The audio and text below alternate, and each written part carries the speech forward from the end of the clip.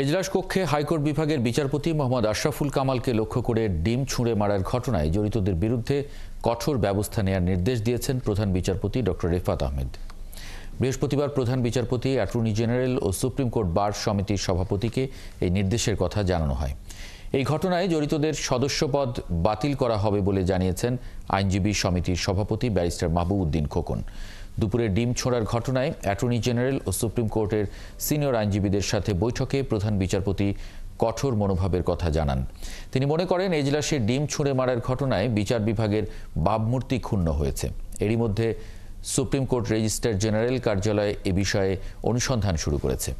আইনজীবী সমিতি থেকেও একটি তদন্ত কমিটি হবে বলে জানান ব্যারিস্টার মাহবুব উদ্দিন খোকন।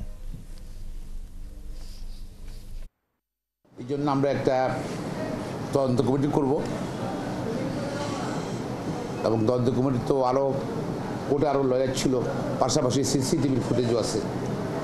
সেটার উপরে খুব তাড়াতাড়ি রিপোর্ট দেবে। রিপোর্টে আসছে যে সেই সকল আইনজীবী যারা এই ঘটনা জড়িত তাদের বিরুদ্ধে ব্যবস্থা নেওয়া হবে।